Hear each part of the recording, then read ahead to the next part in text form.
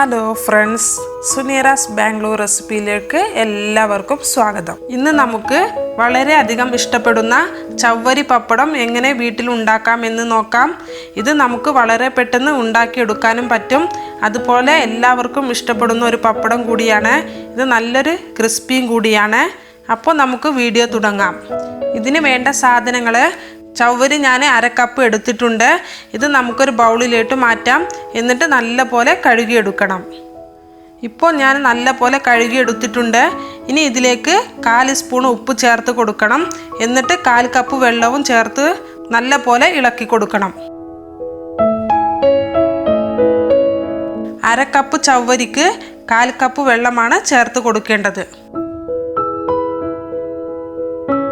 ഇനി നമുക്ക് ഇത് സോഫ്റ്റ് ആവാൻ വേണ്ടിയിട്ട് ഒരു 3 മണിക്കൂർ അടച്ചു വെക്കണം. ഇപ്പോൾ 3 മണിക്കൂർ കഴിഞ്ഞിട്ടുണ്ട്. നമ്മുടെ ചവ്വരി ഡബിൾ സൈസായി വന്നിട്ടുണ്ട്.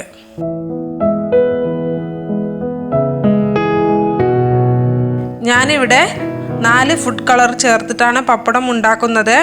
ഓറഞ്ച്, ചുവപ്പ്, പച്ച, മഞ്ഞ ഈ ഫുഡ് കളറാണ് ചേർക്കുന്നത്. നിങ്ങൾക്ക് കളർ ഇഷ്ടമില്ലെങ്കിൽ ചേർക്കണം എന്നില്ല, ഇത് ഒഴിവാക്കുകയും ചെയ്യാം. ഇപ്പോൾ ഞാൻ 5 ബൗൾ എടുത്തിട്ടുണ്ട്. ഇതിലേക്ക് ഒരേപോലെ നമുക്ക് ചവ്വരി ചേർത്ത് കൊടുക്കാം.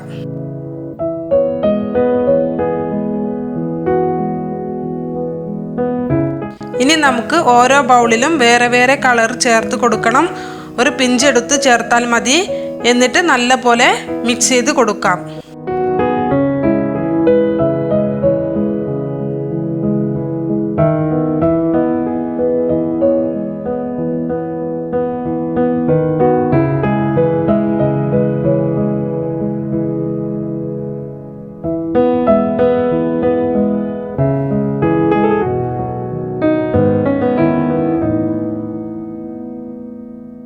ഇപ്പോൾ ഞാൻ ഇതുപോലെ 5 കളറിലായിട്ടാണ് പപ്പടം ഉണ്ടാക്കുന്നത്.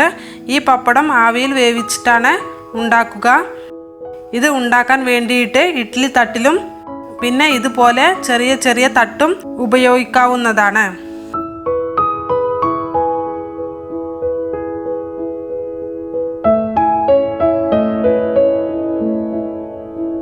ഇനി നമുക്ക് ഇഡ്ഡലി പാത്രത്തിലേക്ക് കുറച്ച് വെള്ളം ചേർത്ത് കൊടുക്കണം. എന്നിട്ട് ചൂടാക്കി എടുക്കണം.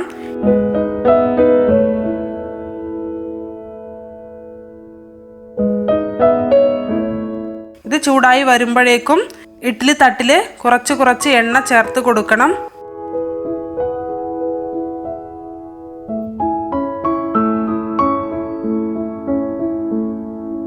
എന്നിട്ട് ഓരോ സ്പൂണായിട്ട് ഇതിലേക്ക് ചവ്വരി ചേർത്ത് കൊടുക്കണം. എന്നിട്ട് ഒന്നിൻ്റെ മുകളിൽ ആവാതെ വേണം പരത്തിയെടുക്കാൻ.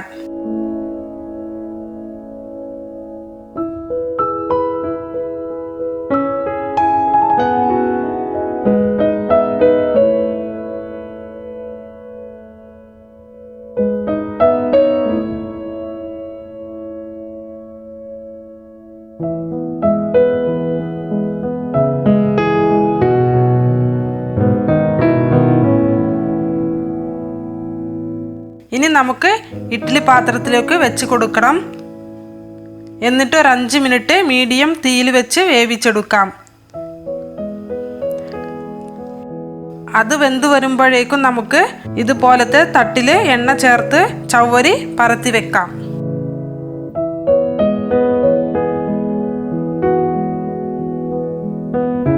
ഇപ്പോൾ 5 മിനിറ്റ് കഴിഞ്ഞിട്ടുണ്ട്. ഇനി നമുക്ക് തുറന്ന് നോക്കാം. എന്നിട്ട് പുറത്തേക്ക് എടുക്കാം. ഇനി നമുക്ക് തട്ടിൽ പരത്തി വെച്ചത് ഇതിലേക്ക് വെച്ച് കൊടുക്കാം.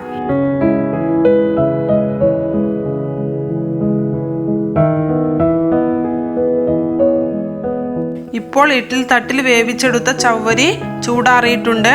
ഇത് ചൂടാറിയതിനു ശേഷം ഇതുപോലെ സ്പൂൺ വെച്ച് നമുക്ക് അടർത്തിയെടുക്കണം. എന്നിട്ട് ഒരു വലിയ തട്ടിലേക്കോ അതുമല്ലെങ്കിൽ പ്ലാസ്റ്റിക്കിൻ്റെ കവറിലേക്കോ മാറ്റി വെക്കണം. എന്നിട്ട് ബാക്കിയുള്ള ചവ്വരിയും നമുക്ക് ഇതുപോലെ വേവിച്ചെടുക്കണം.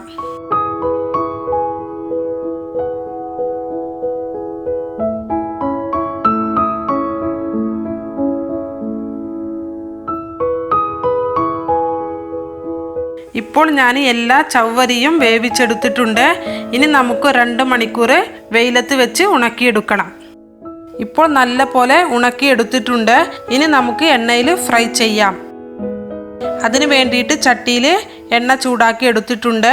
ഇനി ഇതിലേക്ക് ഓരോന്നായി ഇട്ട് കൊടുക്കണം. എന്നിട്ട് ഫ്രൈ ചെയ്തെടുക്കാം. ഫ്രൈ ചെയ്യുമ്പോൾ ഡബിൾ വലുപ്പത്തിലാവുകയും ചെയ്യും. പിന്നെ നല്ല ക്രിസ്പിയും ഉണ്ടാവും. ഇതുപോലെ ചവ്വരി പപ്പടം നമുക്ക് ഉണ്ടാക്കിയിട്ട് ഒരു ബോക്സിൽ സൂക്ഷിച്ചു വെക്കാവുന്നതാണ്. ഇത് 1 വർഷം വരെ നമുക്ക് കേടുവരാതെ ഉപയോഗിക്കാനും പറ്റും. പിന്നെ എപ്പോഴാണോ നമുക്ക് വേണ്ടത് അപ്പോൾ എടുത്തിട്ട് ഫ്രൈ ചെയ്യാവുന്നതുമാണ്. അപ്പോൾ ഈ റെസിപ്പി നിങ്ങൾക്ക് ഇഷ്ടമായാൽ കമൻറ്റ് ചെയ്യുക. ഇതുവരെ സബ്സ്ക്രൈബ് ചെയ്യാത്തവരുണ്ടെങ്കിൽ തീർച്ചയായും സബ്സ്ക്രൈബ് ചെയ്യുക. അടുത്തുള്ള ബെൽ ഐക്കൺ കൂടി പ്രസ് ചെയ്യുക. അടുത്ത വീഡിയോയുമായി വീണ്ടും വരാം. താങ്ക്